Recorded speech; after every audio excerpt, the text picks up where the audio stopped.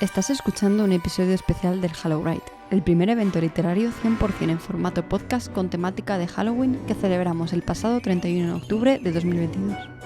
Hoy escucharás hablar a Victoria Álvarez sobre cementerios en la literatura para enterrar a tus lectores. Hola, buenas, ¿se me escucha bien? Sí, se te escucha perfectamente. Estupendo. ¿Qué tal estás, Victoria? Pues muy bien, recién llegada de Sevilla, que he estado este fin de semana en la Feria del Libro de Sevilla y todo estupendamente, la verdad. Y recuperándome todavía, como sabes, de un catarro que me tiene por el camino de la amargura, pero bueno, pido perdón de antemano a todos los presentes por mi voz. En fin. No pasa nada, todo el mundo te adora, no creo que vayan a poner ninguna pega a tu voz, la verdad. Eso espero. Bueno, pues para quien no conozca a Victoria, es la autora de tropecientos cientos de libros. Yo me he hecho una lista de memoria, quiero decir que a lo mejor me habré saltado alguno, pero entre ellos tiene la trilogía Dreaming Spires, una santa maravilla de trilogía y con la que yo me enamoré precisamente de la prosa de Victoria. Sigo esperando cualquier historia relacionada con estos tres. Yo te la compraría y creo que muchísima gente también. En realidad me están diciendo mucho eso y me falta el canto de un duro para escribir algo más, pero es que la lista de proyectos pendientes sigue aumentando. Es terrible. Nos da igual, Victoria. Esto es primordial. Esto es importante. La historia de Verónica se tiene que contar, gracias. Concretamente, eso me lo están pidiendo mucho, algo de Verónica Yambers. Sí, sí. Ay, Yo lo apunto es todo, que ¿eh? yo ahí no me hagas que te presiono, ¿eh? No me hagas presionarte, que me tienes en WhatsApp, que puede ser muy pesada. Además, relacionado con Dreaming Spice, pues tienes, por ejemplo, Penelope Kills, La Sirena Perdida. También eres autora de Silverville, otra maravilla de historia, Las Eternas, que acaba de salir la reedición con Nocturna Ediciones. El título que jamás sé decir, que es Hojas de ¿era? Más o menos eso. La voz de Amunet, La conjura de Aramat y toda la trilogía de Lena Lennox. Creo que no me ha faltado ninguno. ¿No se has mencionado La Costa de Alabastro? No, y ese es muy importante porque hoy estamos en Halloween y es tu historia de terror. O sea, muy bien, Laura, Sí, gracias. sí, sí, sí. Es que curiosamente ese es el que la gente me suele traer menos para firmar y yo sospecho que es que, como es adulto, la gente quizá lo ve como más fuera de mi tipo de literatura habitual y no sé qué, pero sí, es lo que dices, por estas fechas spooky, o sea, me parece la lectura más adecuada de todas las que tengo. Sinceramente, te voy a ser sincera, es que quiero olvidar esa portada. O sea,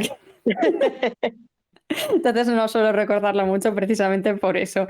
Pero bueno, todas estas historias, háblanos de la última, o de la que tengas más ganas, más y un poquito, para que la gente sepa qué es lo que se puede encontrar. Si quieres hablar de La Costa del Alabastro, que a lo mejor es la más olvidada, todo tuyo.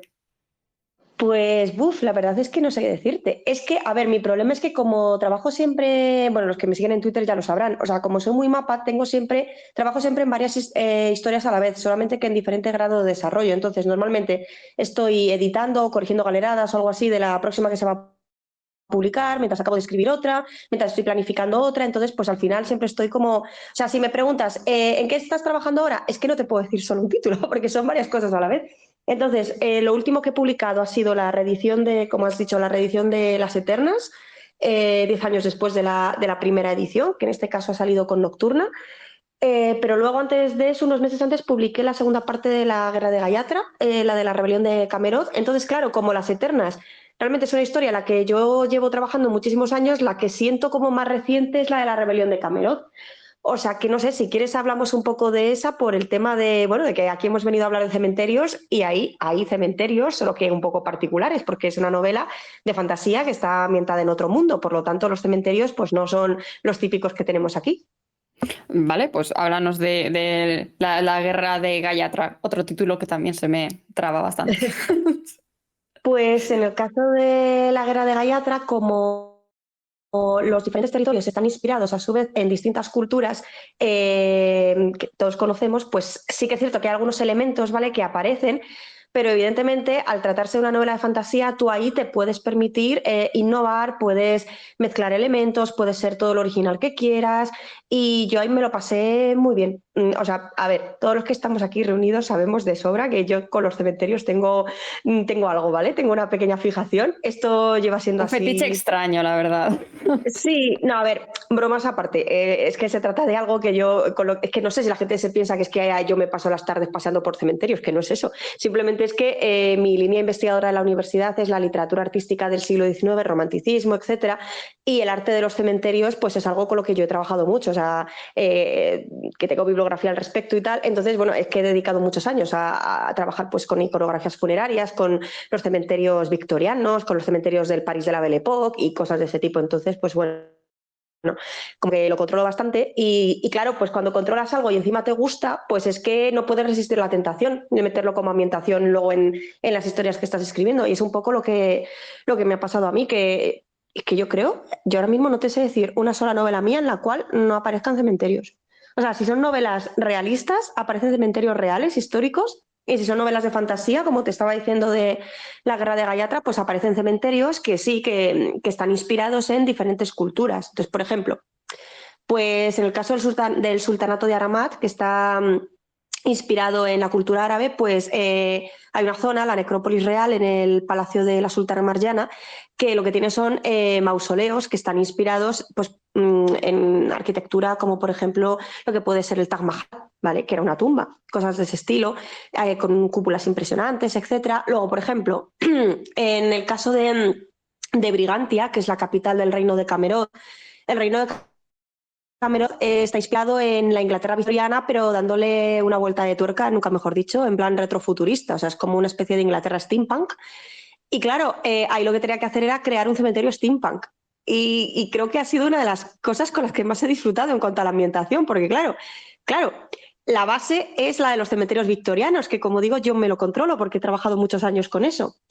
Pero al mismo tiempo tiene que ser diferente. O sea, por ejemplo, no sé tú, Laura, pero yo cuando pienso en cementerios victorianos, me imagino cruces de hierro así como caídas, medio derrumbándose, con hiedra alrededor, musgo creciendo, alrededor de esculturas de ángeles, pero claro, hay una serie de iconografías que en ese caso son cristianas y no podían aparecer aquí porque está ambientado en otro mundo. Entonces no aparece nada de la religión cristiana. Entonces la cuestión era pensar qué es icónico de la imagen que tenemos en la cabeza de los cementerios victorianos, pero que tengo o quiero eliminar para adaptarlo a mi mundo de fantasía. Entonces, claro, todos esos símbolos se fueron. ¿Qué se quedó? Panteones, mausoleos, lápidas, eso sí lo puedes sacar.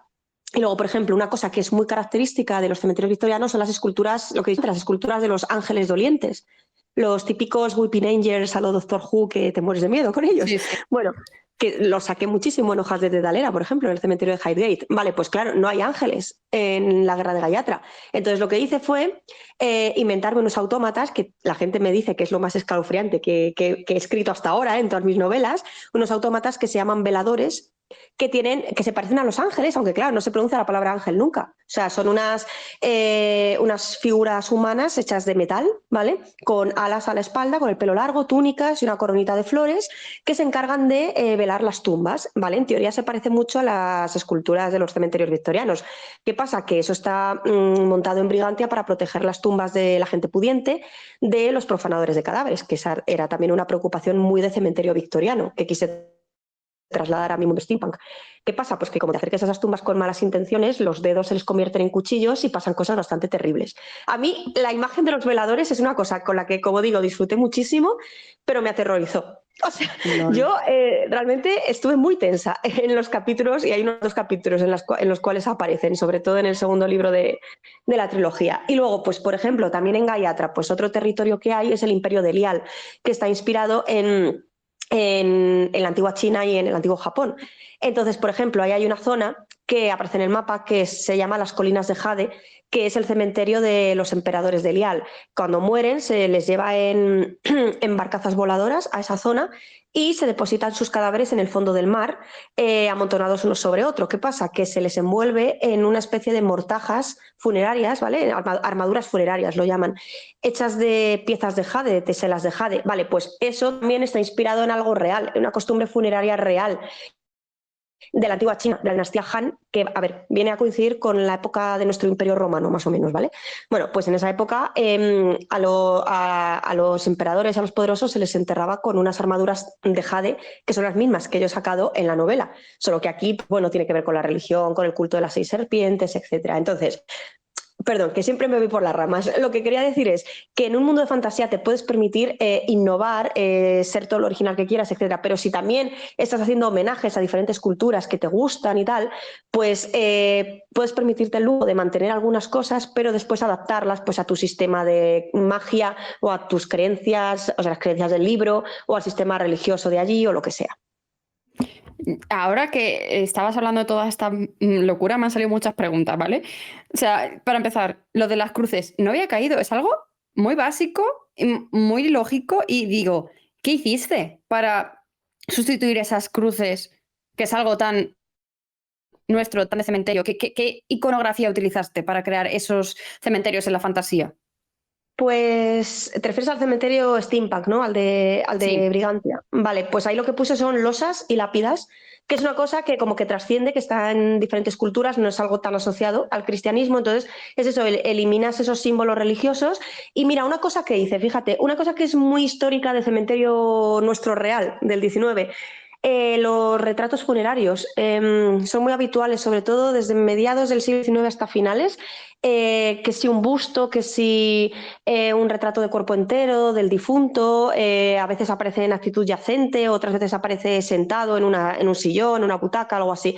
Entonces eso lo mantuve, lo que pasa es que lo sustituí por autómatas. Entonces es terrorífico porque en la zona de los panteones más elegantes del cementerio de Brigantia están mausoleos y tumbas de las grandes familias, y entonces sobre las lápidas hay esculturas autómatas, ¿vale? De los difuntos que aparecen, pues yo qué sé, recuerdo que saqué una madre que murió durante el parto con un niño en sus brazos y son autómatas, y entonces eso estaba montado para que cuando la gente paseara alrededor o se acercara para presentar sus respetos, esos autómatas contienen grabaciones con la voz de recreada Pero de los difuntos, diciendo pues consignas del culto de la razón, que es la religión que hay en el reino de Cameroz. De verdad, escalofriante, yo lo pasé fatal. O sea, si Raisa lo pasó mal en esa escena, yo que encima solo escribí de noche, yo estaba muy tensa, la verdad. ¿y la gente que se dedica a construir esas cosas? O sea, quiero decir, ¿todo bien por casa? No sé, Bueno, trauma, ¿no? escúchame, Laura, había cosas muy turbias en la Inglaterra victoriana. O sea, si me pongo a hablar de todas las costumbres funerarias de la Inglaterra victoriana, desde anillos con la muela de mi bisabuela, ¿vale? Que la llevo conmigo como, de verdad te lo juro, o sea, anillos con Lol. sortijas, con una muela de alguien que se ha muerto, o bueno, esto igual lo has visto alguna vez, decoraciones, cuadritos que hacía la gente, tejidos, en plan como si fuera punto de cruz, pero con cabello de difuntos. O sea, de ¿Qué? verdad, No, había no, una esto no lo había visto te yo, lo juro, jamás. luego te lo paso, luego te lo paso. Había toda una parafernalia alrededor del luto en la Inglaterra victoriana, y bueno, luego todo el tema de las fotografías post-mortem. Eso Buah, sí tengo lo un había libro en casa de escuchado. fotografías post-mortem que te mueres de miedo. O sea, había aparatos incluso para mantener al difunto de pie y que no se cayera, porque claro, las fotografías tenían un tiempo de exposición mucho más largo que ahora. No se hacía en medio segundo la foto. Entonces, es que o sea, por turbio que sea lo que te inventes para un world building en relación con lo funerario, descuida que ya lo habrá habido en el mundo real. Y tú que eres historiadora del arte, ¿qué crees que...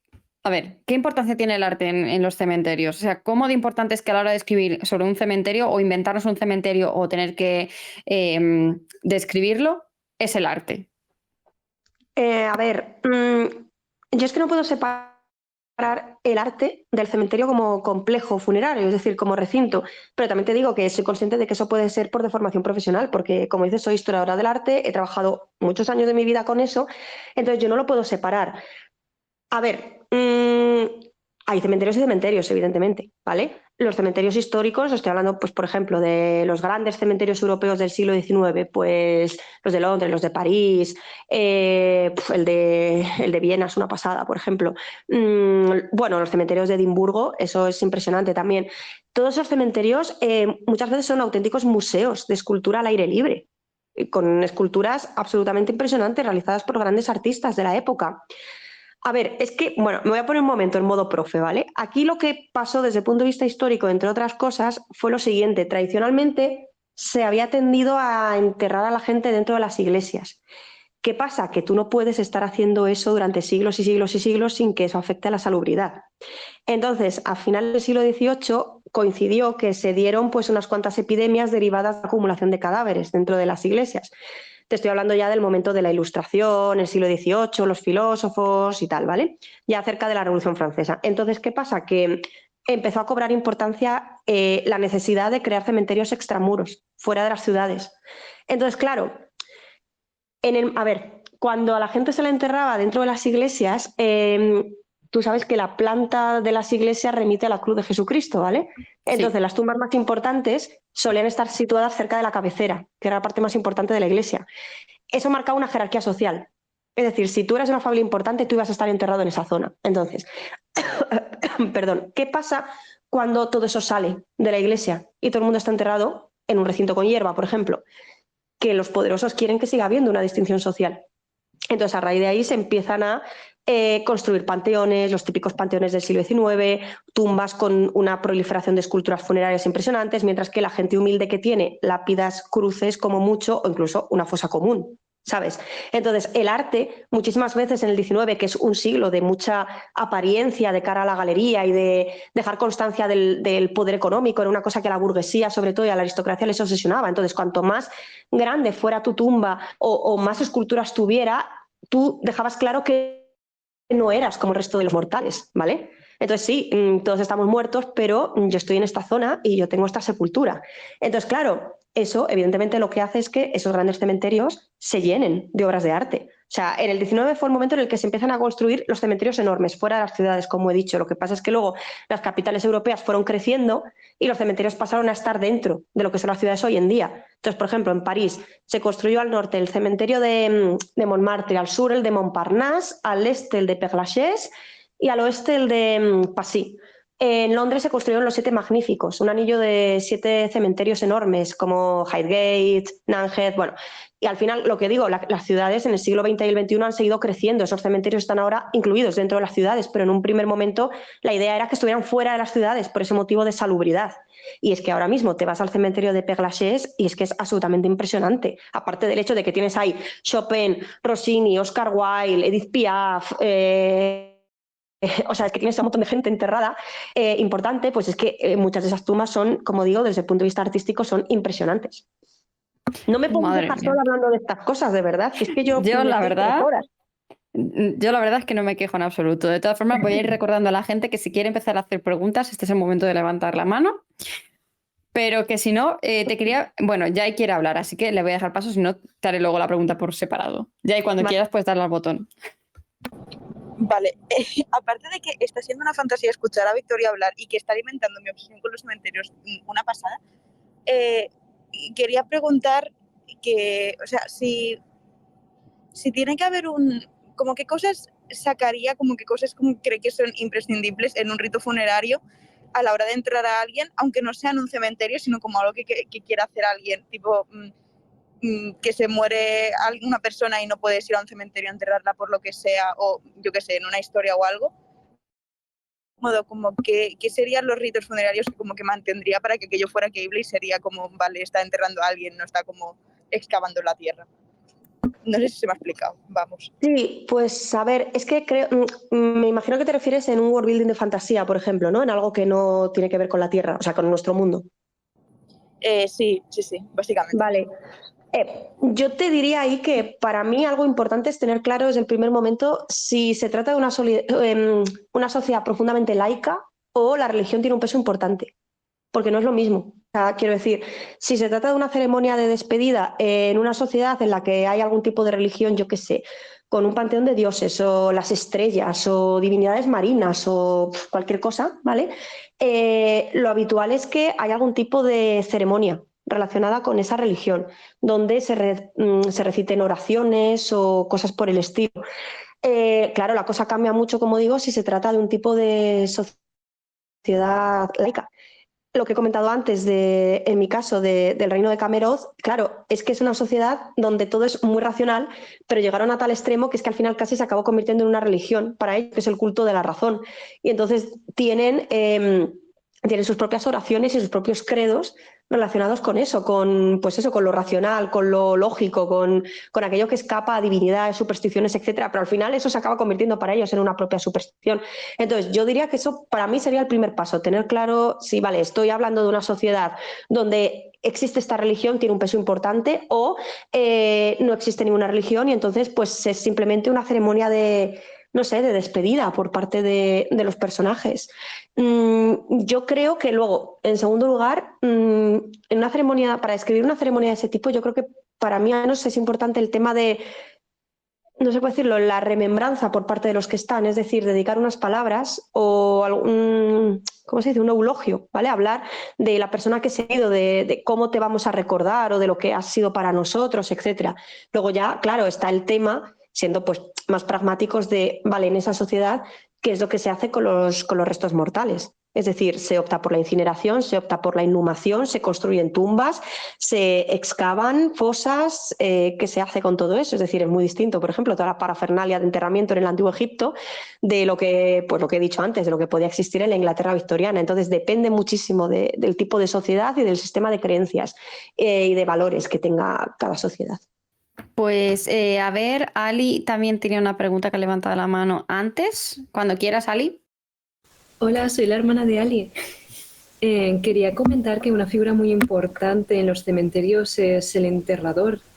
Quería preguntarle a Victoria Álvarez, ya que tiene mucho conocimiento de este tema, si considera que esta figura ha cambiado a lo largo del tiempo, con este aire misterioso, siniestro, si ahora en la actualidad, por ejemplo, la ve diferente o sería un rol que no sería de primeras importante en una novela actual.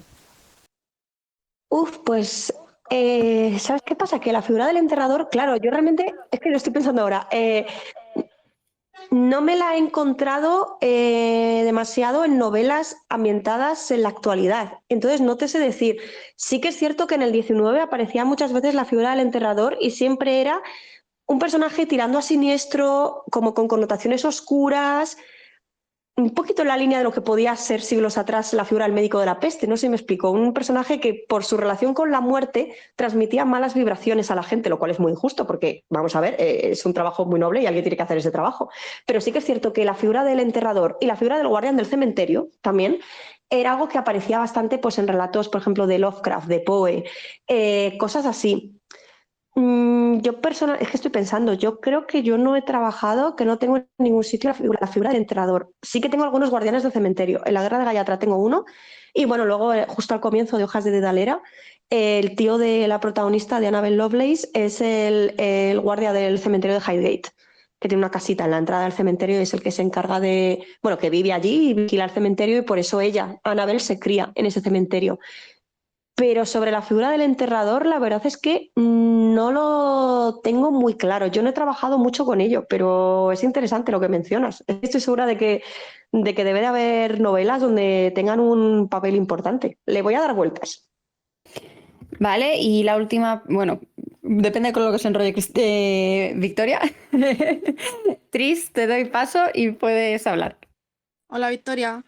Pues mira, mi pregunta es si con la cantidad de culturas que has tocado en tus libros, que tenemos india, tenemos inglesa, estas de tu nueva saga que están basados en tantísimos lugares y tantas culturas diferentes, ¿hay alguna cultura que te dé un tanto respeto, ¿no? A la hora de, no sé, hacer algo en alguna escena en cementerios como tal, ¿no? Por ejemplo, alguna cultura muy antigua de la que no quedan restos, como fenicios o pueblos íberos, cosas así. Yo realmente es que hay un montón de cosas que ignoro en cuanto a la cultura en cuanto a culturas funerarias. O sea, hay muchísimas cosas que no conozco. Yo he trabajado sobre todo con 19 y luego con el Antiguo Egipto, que es algo bueno, que también explico en la universidad, el tema de la arquitectura funeraria del Antiguo Egipto y he escrito también novelas sobre ello y tal. Entonces, claro, yo siempre digo que lo ideal es que tú escribas sobre aquello que conoces o aquello sobre lo que te has documentado muy bien, porque aparte de que le debes ese rigor y esa documentación a tus lectores, tú te vas a sentir como mucho más, no sé cómo decirlo, mucho más segura de ti misma, sabiendo que controlas, que sabes de lo que estás hablando. Entonces, yo es que esos son o sea, las coordenadas cronológicas en las cuales me muevo mejor, porque son las que conozco. Hay un montón de cosas de las cuales no tengo ni idea. O sea, me preguntas por rituales funerarios, yo qué sé. Bueno, no sé, de un montón de culturas que no te sé decir, la verdad. Realmente es una cosa sobre la cual suelo interesarme bastante cuando hago un viaje o voy a algún sitio o tal. Y sobre lo que decías de que algo que me diera mucho respeto, o sea, escribir o algo que me hubiera dado respeto relacionado con un cementerio, yo, después de visitar un montón de cementerios europeos, sobre todo, yo puedo decir que el que más, a ver, no miedo, pero el que más respeto me ha dado es un cementerio de Edimburgo que se llama Greyfriars, creo que se pronuncia así, que es un cementerio que visita todo el mundo que va a Edimburgo porque está en el centro de la ciudad y además solo estaría incluido en tours de Harry Potter porque claramente les sirvió de inspiración a JK para los nombres de los personajes. O sea, tú haces ese tour y ves que está una tumba de Snape, una tumba de un señor que se llama McGonagall, hay una tumba de un tal Tom Riddle. Y el caso es que ahí hay un panteón de un señor que tenía muy mala fama cuando murió, ¿vale? Que había pasado a la historia por ser un personaje como muy sangriento, muy vengativo, y que cuando yo estuve ahí con mis amigas haciendo ese viaje, estuvimos leyendo y sí que, bueno, estuvimos viendo que como que tenía mucha fama de estar habitado por un poltergeist, que se habían producido cosas raras en ese panteón y en los alrededores. O sea, tú llegas y ya, visto de lejos, ya te impresiona, te da mal rollo. Os lo digo en serio, te da mal rollo ese panteón. Y es que lo podéis buscar en Google si queréis, ¿vale? Cementerio de Greyfriars en Edimburgo. Eso estoy. Vale, y el caso es eso, que hay un montón de programas donde han reportado actividad paranormal y que incluso los dispositivos electrónicos se vuelven locos al estar cerca de ahí. Yo soy muy escéptica con estas cosas, pero yo solo os digo que cuando estuve ahí con mis amigas, que me fui de despedida soltera y nos lo pasamos genial. Una despedida soltera normal, irte de cementerios a Edimburgo. Bueno, pues yo solo sé que cuando estuvimos delante, mi móvil tenía un 60% de batería y de repente se apagó por completo. Y la cámara de fotos de toda la vida de una amiga mía, las fotos de ese panteón las sacó en negro. Entonces yo esa noche no descansé muy bien en el hotel, sinceramente os digo. Hostia, tú qué miedo. Gracias. Bueno, y ¿crees que puedes responder una pregunta en 3 minutos, Victoria? Yo, si me esfuerzo, puedo intentar hacerlo. Vale, venga, Daniela, que has levantado la mano, ¿no? ¿Puedes hablar? Prometo que intentaré que la pregunta no dure mucho. ¿Qué harías con los rituales de despedida más allá del cementerio, más allá del enterramiento?